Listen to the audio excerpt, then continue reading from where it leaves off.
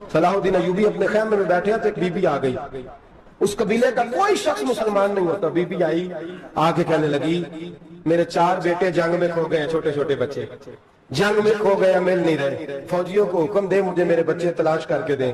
صلاح الدین ایوبی نے جج پر سر پہ امامہ باندھا، نیزہ پکڑا، سینے بند باندھا، اپنے جبے کو سمیٹا اور بات کہنے لگی تو کدھر جا رہا ہے؟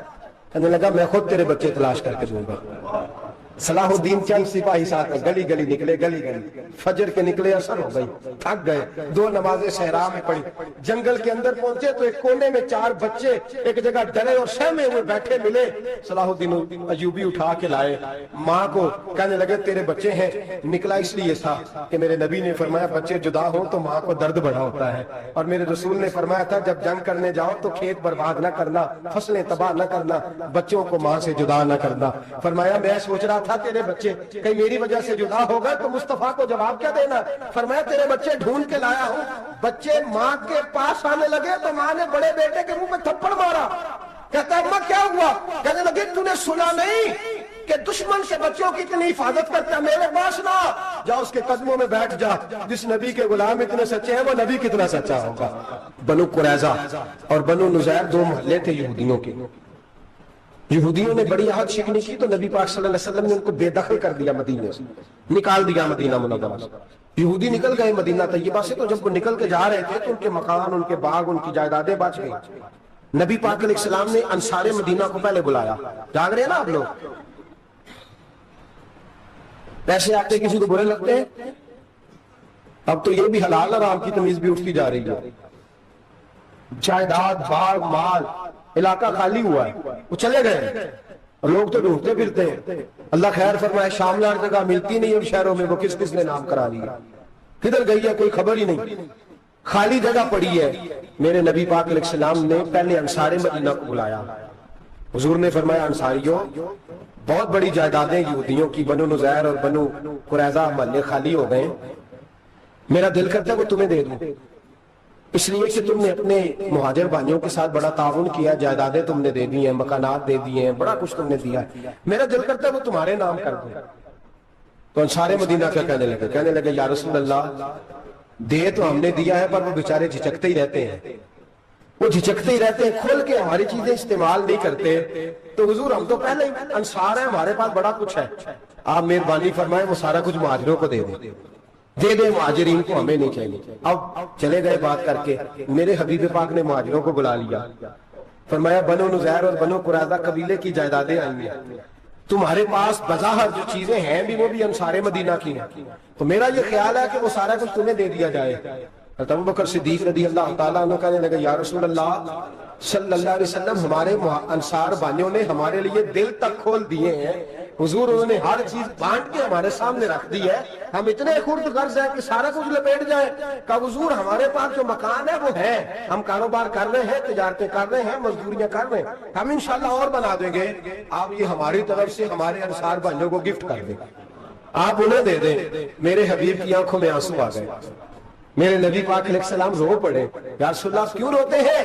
فرمایا تمہارا یہ بھائی چارہ قائم رہا تو اللہ اسلام کو بڑی قوتیں عطا فرمائے گا، اللہ طاقتیں دے گا اسلام کو، اگر تمہارا یہ رنگ قائم رہا، یہ انداز، میرے غلاموں تمہارے یہ طور طریقے، ایک بھائی کہتا ہے دوسرے کو، دوسرا کہتا ہے تیسرے کو۔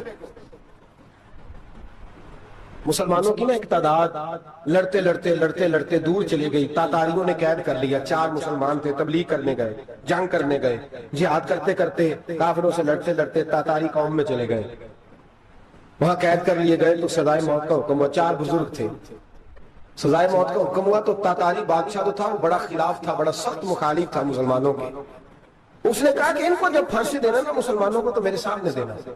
اب 4 عالم ہیں، 4 صوفی ہیں، سفید داڑیاں، سر پہ امامے، پھانسی کا وقت آیا تو جو پھانسی گھاٹ ہے وہ ایک ہے، چاروں کو کٹھے پھانسی نہیں ہو سکتی، ایک کو کہا کہ ایک ایک کر کے ان کو پھانسی دو۔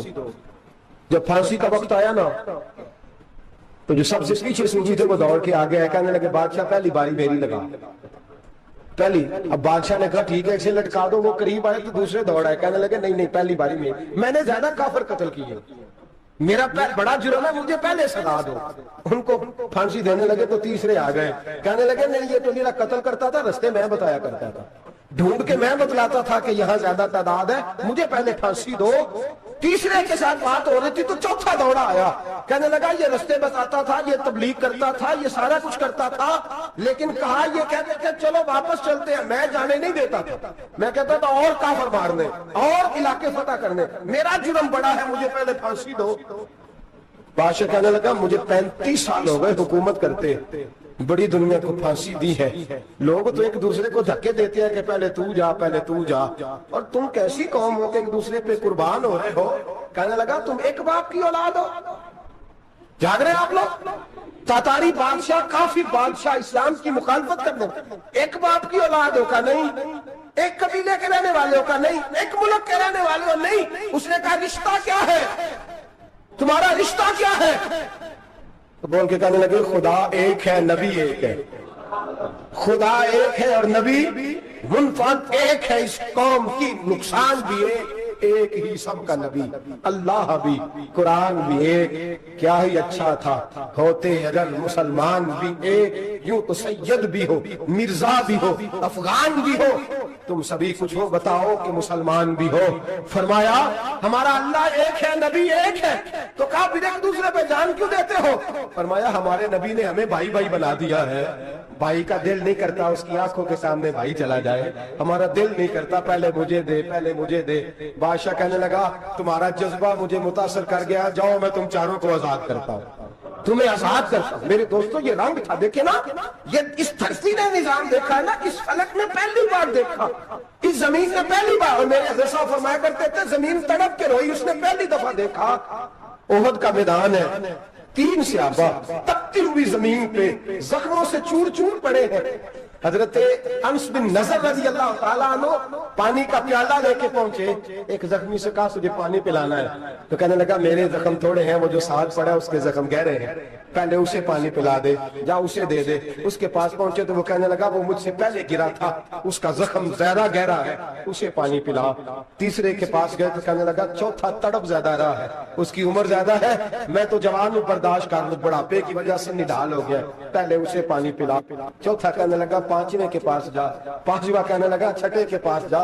हज़रत अनस बिन नज़र कहते मैं रो पड़ा, मैंने कहा मोहम्मद की गुलामों, रसूल ने तुम्हें कैसा जज्बा दे दिया है, जुबानें प्यास से बाहर है लेकिन तुम्हारी अखुवत मरते दम तक कायम है। कहते मैं 7वें के पास गया तो कहने लगा अगर 6 कुर्बानी दे सकते हैं तो मुझे खुद गर्ज न समझ, मैंने नहीं पानी पीना, जा पहले के पास ले जा। कहते मैं पहले के पास आया तो रूह परवाज कर गई, दूसरे के पास आया तो रूह परवाज कर गई, मैं 7वें तक आया तो इंतकाल कर गए। कहते पानी का प्याला मैंने उठाया और मैंने जमीन पर रखा तो मैंने कहा पानी गवा रहे ना, मोहम्मद के गुलाम मर तो जाते हैं पर एक दूसरे का ख्याल बड़ा रखा करते हैं, गवा रहना ये मर जाया करते हैं लेकिन एक दूसरे का दर्द। मेरे दोस्तों लुटा हुआ बर्मा, रोते हुए मुसलमान, सिसकियां और आहें लेती हुई माएं पूछती हैं ए खासा ए खासाने रसूल वक्त दुआ है, उम्मत पे तेरी आके अजब वक्त पड़ा है, वो दीन जो बड़ी शान से निकला था वतन से, परदेश में वो दीन आज गरीबुल गुरबा है, फरियाद है ए कश्ती ये उम्मत के निगहबां, बेड़ा ये तबाही के करीब आने लगा है। और क्या खूबसूरत जुमले कहे थे कि नबी पाक सल्लल्लाहु अलैहि वसल्लम ने, हुजूर ने फरमाया था मेरा मोमिन एक जान की तरह होता है, एक जान की तरह होता है, एक को तकलीफ हो जिस्म के एक हिस्से को सारा हिस्सा परेशान होता है। फरमाया ये एक मकान की तरह है, एक ईंट दूसरी ईंट को मजबूत करती है। फरमाया ये मजबूत लोग हैं, ये मजबूत लोग। हजरत उमर फारूक का जमाना है, एक आदमी ने सीरी भेज दी एक घर में बतौर तोहफा, कहत का जमाना था, गोश्त मिलता नहीं था, जानवर, एक आदमी ने सीरी भेज दी एक आदमी के घर में। उसने क्या किया, उसने अपनी बीवी से कहा हमारी तो खैर है, साथ वाला पड़ोसी ज्यादा गरीब है, उधर न भेज दे, यहाँ गंदम अमीर शहर की होती रही खराब और बच्ची किसी फकीर की फाकों से मर गई। कहा साथ वाले पड़ोसी के घर से मैं कई दिनों से भूख की आवाज है, वहां भेज दे। उसके घर गई तो उसकी बीवी शौहर को मशवरा देती है, कहती है मेरे बच्चे तो दलेर है, साथ वाले के छोटे हैं, वो गुजारा नहीं, उधर न भेज दे। उधर गई। एक रवायत है 7 घर, एक रवायत है 21 घर।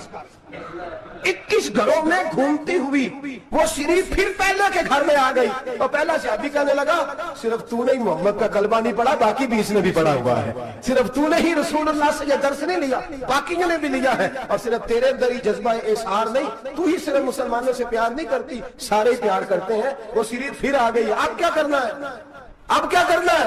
امام نبوی نے لکھا ہے، وہ کہنے لگی کرنا کیا ہے، پکاؤں گی میں اور کھائیں گے 21 گھر، پھر بھی اکیلے نہیں کھائیں گے، پکاؤں گی میں اور کھائیں گے 21 گھروں کے مطابق شوربہ پکا، اور پھر برتن میں ڈال کے وہ بی بی ایک گھر کا دروازہ کھٹکھٹاتی ہے، کہتی ہے مصطفیٰ کے غلاموں نکلو باہر اور کھاؤ، اس لیے کہ جس نبی نے مجھے پیار کا حکم دیا اسی نے تمہیں بھی پیار کرنا سکھایا ہے، یہ رنگ چشم فلک نے سکھایا ہے۔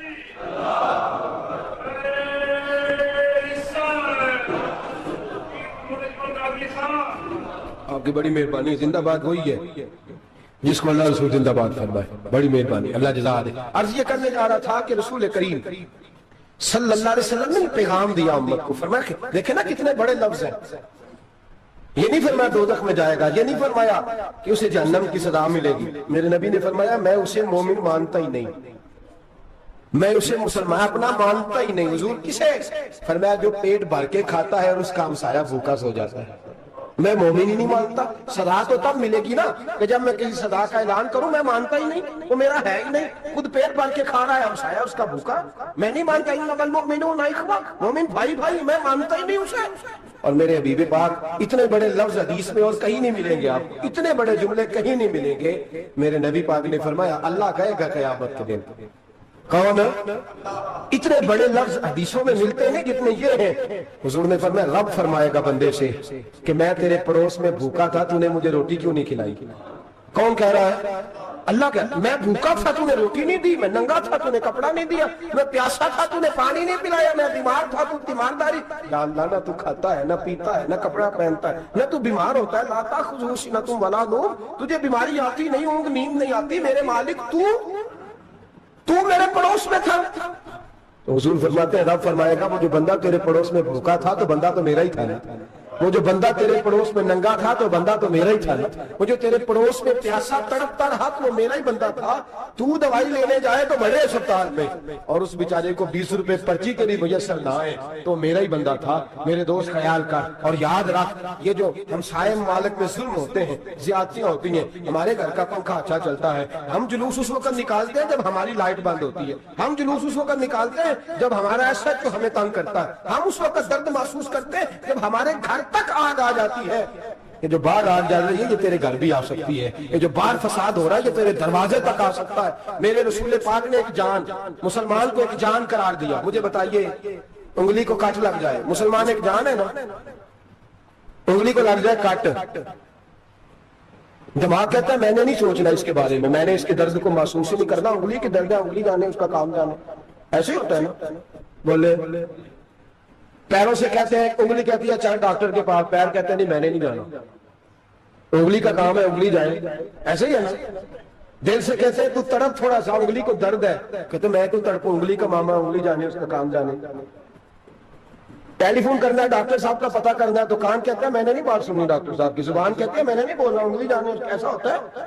پیر احتجاج کرتے ہیں کہ میں نے ڈاکٹر کے پاس، میں کیوں چکر کھاتا پھروں ڈاکٹر کی دکان کی، انگلی کو درد ہے انگلی جانے، ایسا ہوتا ہے بھئی؟ میرے رسول پاک نے فرمایا مسلمان ایک جان ہے، تو درد برما کے مسلمانوں کو ہو رہا ہے تو پاکستانی کہہ رہے ہیں کوئی بات نہیں وہ جانے ان کا کام جانے، ایک جان ہے نا، درد ہونا چاہیے، تکلیف ہونا چاہیے۔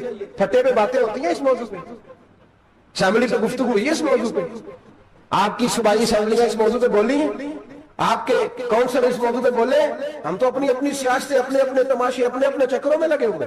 وہ دریا کے اندر سسکتے مسلمان، بنگالی کہتے ہیں ہمارے نہیں، برمی کہتے ہیں ہمارے نہیں، پاکستانی کہتے ہیں ہمارے نہیں، ترکی کہتے ہیں وہ کس کے ہیں؟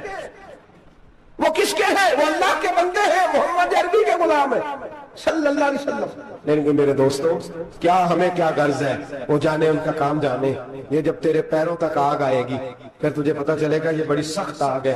آج جس کافر نے برما پر عرصہ دراز تنگ کیا، مسلمان تھوڑے تھوڑے مفاد لینے کی خاطر نا، بنو عباس اور بنو امیہ کی جنگ چل رہی تھی، بنو عباس جو تھے وہ غالب آ گئے، بنو امیہ جو تھے ان کی حکومت ختم ہو گئی، تو عیسائیوں نے بنو امیہ سے کہا کہ ہم تمہارے ساتھ تعاون کرتے ہیں، ہم تمہارے ساتھ تعاون کرتے ہیں اور بنو عباس پہ غلبہ پا کے تمہیں حکومت دلاتے ہیں۔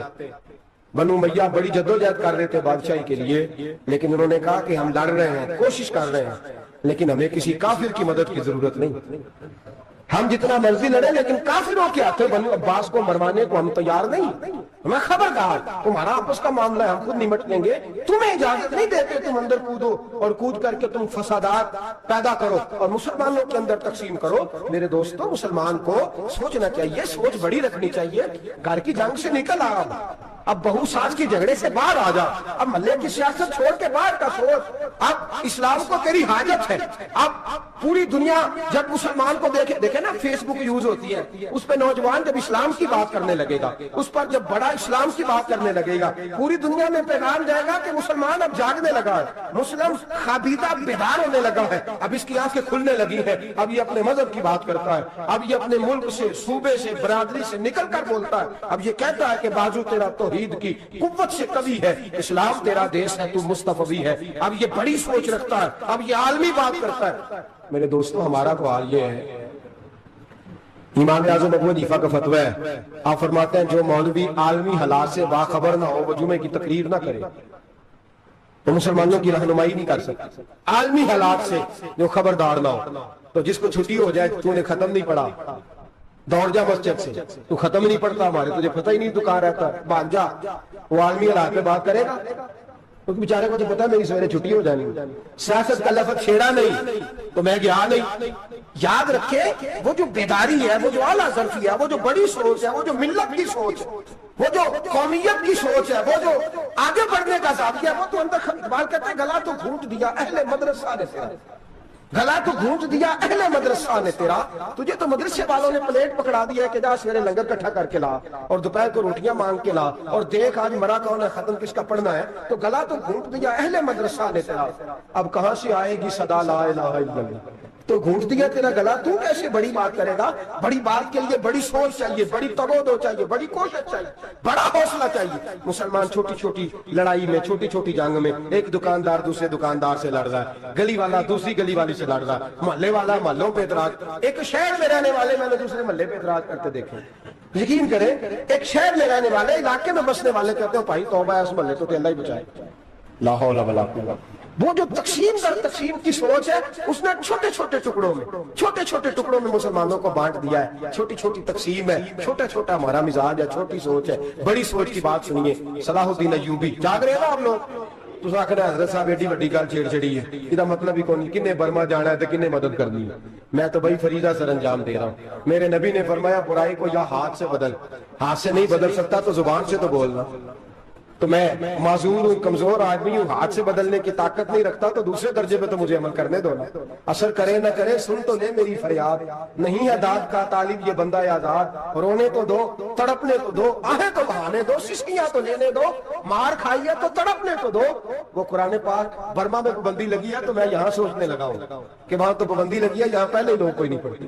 معاذ اللہ تعالیٰ حالات دن بدن مسلمانوں کے لیے ایک ایک کر کے، افغانستان میں جو آگ لگی تھی، پھر وہ عراق میں بھی لگی، پھر وہ لیبیا میں بھی لگی، پھر وہ مصر میں بھی لگی، پھر وہ یمن میں بھی لگی، سعودی عرب میں دھماکے ہوئے، میرا دل تڑپا ہے، مجھے پریشانی ہوئی، میں بچے 5 تھے، میں بڑا ڈسٹرب ہوا، میں نے کہا یار یہ ہمارا سب کا اجماعی عقیدت کا مرکز ہے، ہم کم از کم 1000 اختلاف کے باوجود کہا کرتے تھے کہ عرب میں امن ہے، یار وہاں سکون ہے، وہاں دکانیں کھلی چھوڑ کے لوگ چلے جاتے ہیں، وہاں بھی فساد ہونے لگا، وہاں بھی آگ بڑھ گئی ہے، لیکن ہم صرف چھوٹی چھوٹی کر کے جب آگ بجھانے کی کوشش کریں گے اس وقت آگ نہیں بجھے گی، جب ہر آدمی اپنے پیالے میں پانی لے کے آئے گا، ہر شخص اپنے گھر کی نل چلائے گا، ہر شخص نلکا چلائے گا اور پانی نکال کے یہ آگ بجھائے گا، تب یہ آگ بجھے گی۔ ہر آدمی کو کردار سوچ بڑی کرے، نظریہ بڑا کرے، ملت کی بات کرے، مسلمان ہو کے سوچے، مسلمان ہو کے سوچے، خدا را نکلے یہ گھر کے جھگڑوں سے، تھوڑی دیر کے لیے اپنے آپ کو بڑا کرے، بڑی سوچ آپ بنائیں،